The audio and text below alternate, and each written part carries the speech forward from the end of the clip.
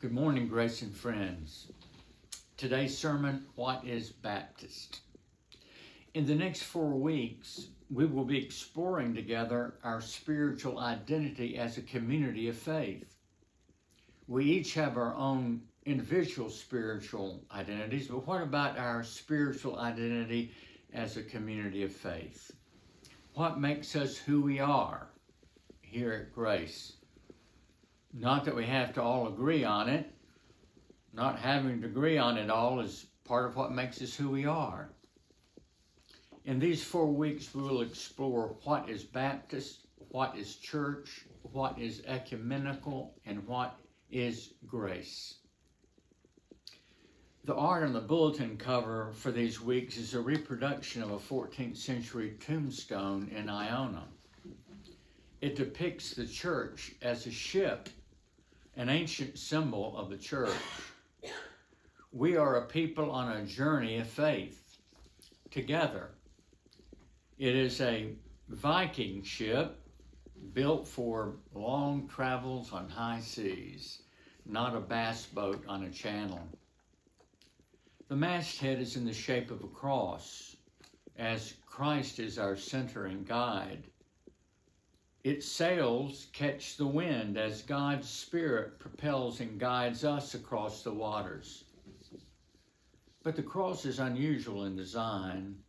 It is a flowering or floriated cross. It unites the great Hebrew symbol, the tree of life, with the Christian symbol of the cross. The cross is more than an instrument of death. It is a tree of life. Today we explore what is Baptist. I begin with Shoemaker's unauthorized definition. Baptist, adjective, from the Greek baptizo, which means to immerse or dip. 1. A peculiar, sometimes cantankerous tribe of believers noted for their fierce faith, independent spirit, love of liberty, and the sacredness of the individual conscience. 2.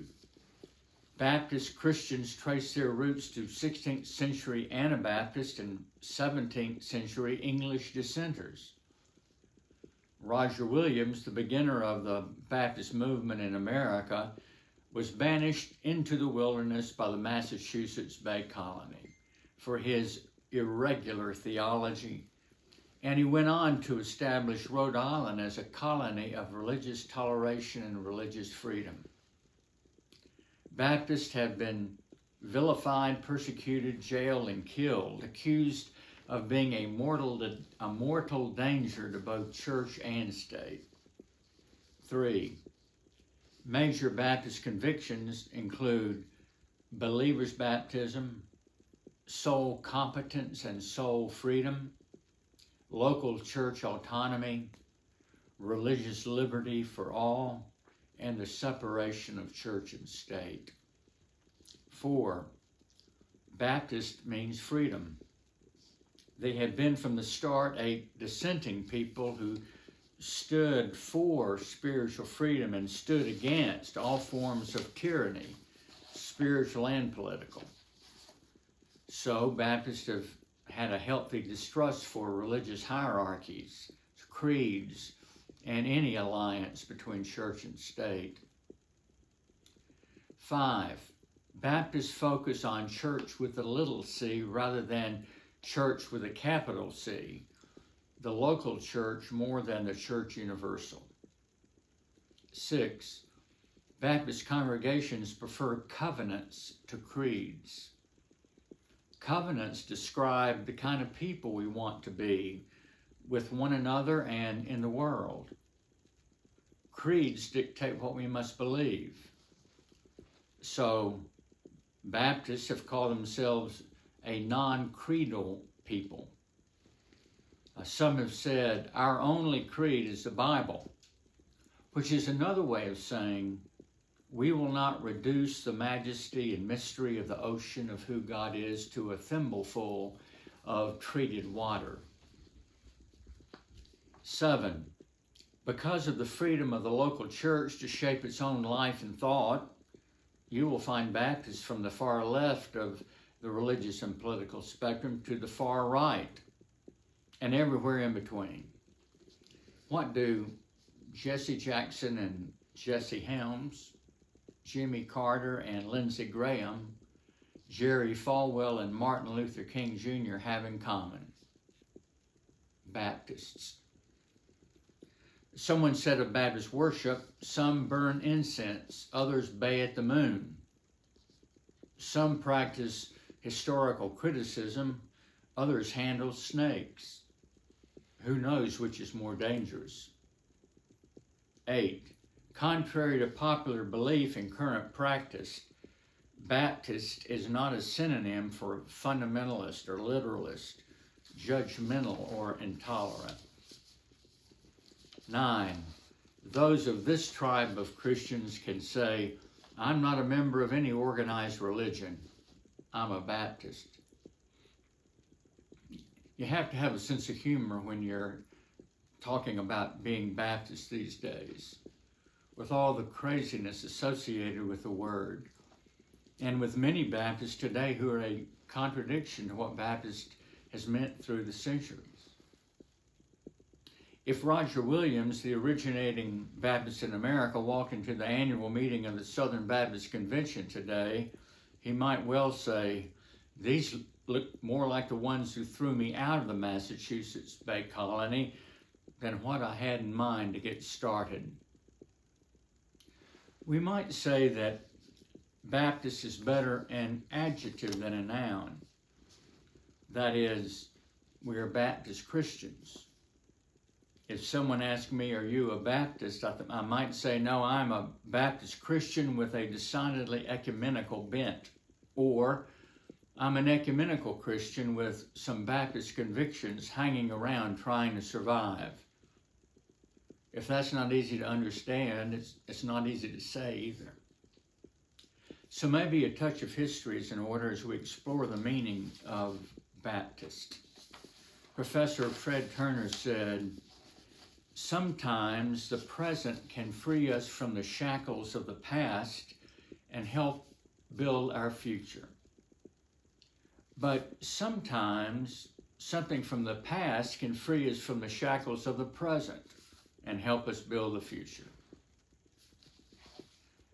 So here's a quick thumbnail sketch of Baptists. We began as Anabaptists in the 16th century Europe. We championed believers' baptism that said that baptism should be reserved for those old enough to know what it means to follow Jesus and who decide to do so. It was highly threatening to the religious status quo because it audaciously asserted that infant baptism was not a true baptism. Thus came the persecutions. The Anabaptists felt that Christianity had sold out to culture. Their radical following of Jesus in the Gospels led them to refuse the taking of oaths, which meant they could not testify in court or be part of the military. They were pacifists and disavowed violence. They took a stand for the complete separation of church and state. They were called anarchists, seditionists, religious fanatics. They were reviled and persecuted. Some were burned at the stake. Today, the Mennonites in America probably represent best that early Anabaptist spirit. In Holland, an important place for the birth of Baptists, we were called Doopsgezinde, or water-minded or baptism-minded, Big Dippers. Baptists began in British soil in the 17th century as part of the larger movement called dissenters or separatists or nonconformists, because they opposed the church-state union of the Anglican Church and the British state. John Bunyan, a noted Baptist preacher and author of Pilgrim's Progress, spent 12 years in prison for refusing to stop preaching without a license from the state. In America, Roger Williams established Rhode Island as a colony of religious toleration and religious freedom.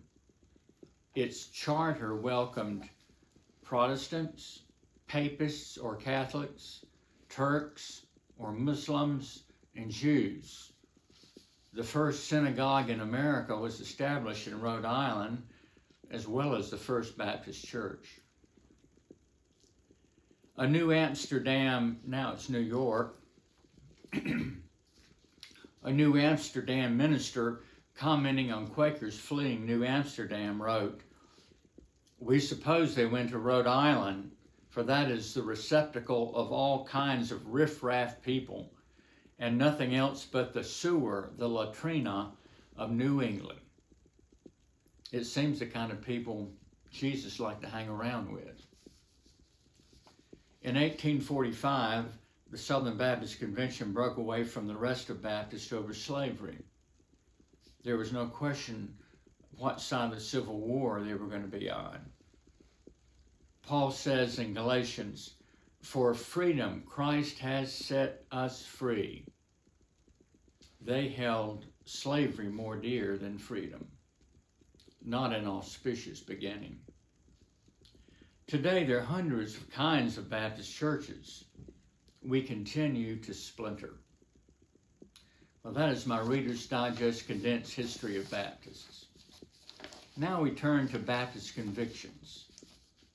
Conviction number 1, believer's baptism as described earlier. Today, renegade Baptist churches like ours honor all baptisms while continuing to practice believers' baptism for ourselves. Conviction number 2, soul competence and soul freedom. These 17th century words mean that every person, every individual is competent to open the Bible and, led by the Spirit, interpret it for their life and faith. And if competent, they must be free. As defenders of the sacredness of individual conscience, we have emphasized what I would call the individual apprehension of truth. There is also the community apprehension of truth, but we have tended to emphasize the individual side of the coin. This is why we have distrusted creeds. They can be used to coerce faith. When British Baptists wrote their London Confession of 1677, they borrowed largely from the Presbyterians' Westminster Confession of Faith because, as they wrote, "We have no itch to clog religion with new words." Conviction number 3, local church autonomy. It says that every congregation has the spiritual competence to open the Bible and, led by the Spirit, interpret it for its life and faith, and if competent, must be free. Every Baptist church is self-governing and self-supporting. As one put it, every tub sits on its own bottom.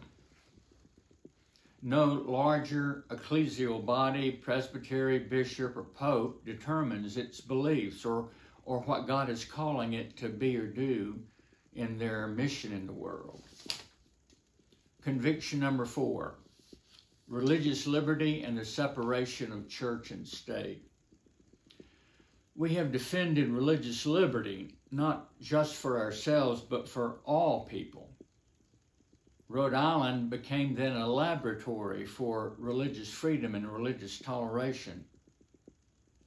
The First Amendment of our Constitution has Baptist fingerprints all over it. The freedom of religion section of the First Amendment has 2 clauses. The Freedom Clause, which says that religion must be free from government intrusion or control, and the Establishment Clause, which says that the state cannot establish or favor one religion over another, or favor religion over non-religion. as we now enter the national travail over the Supreme Court's pending decision to end Roe versus Wade, a question arises for me, for us. Do we want as a nation to enshrine into law one Christian group's interpretation of Scripture? Within Christian denominations and churches, there are a wide variety of positions on abortion. The only passage of Scripture which addresses the issue directly as to the status of preborn life is Exodus 21, 22 to 25, which says that if a man is fighting with a pregnant woman and the woman dies, it is a capital offense. But if a woman has a miscarriage because of the fight, a fine is assessed, but it is not considered murder. The primary position of Judaism is that life begins at the first breath of birth, as in the creation story, when God breathed into us God's own breath and we became living souls.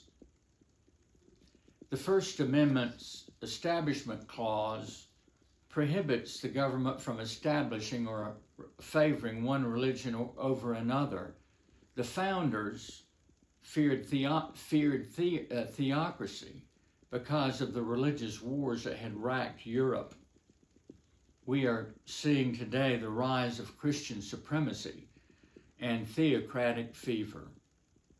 And incredibly, Baptists are among the leaders. So it is easy to see that many Baptists today represent the opposite of what is meant to be Baptist through the centuries. What is a church that calls itself Baptist then to do? So here are a series of questions. 1, what part of being Baptist do we embrace, and what part of being Baptist do we want to let go of? 2, do we want to be only Baptist, or do we want to embrace a larger Christian vision? 3, how do we overcome the obstacles the name Baptist puts in the path of someone wanting to be part of us or even wanting to know something about us? 4, does one have to be a Baptist in order to be a member of our church? I imagine the answer would be a resounding no. Well, then what does this mean for us? 5, can we carry on the most important of Baptist convictions and hold looser to the name? 6, and the last question. Part of the meaning of being Baptist is the freedom of every congregation to determine who they are and determine their mission. How do we want to use that freedom? Let the explorations begin.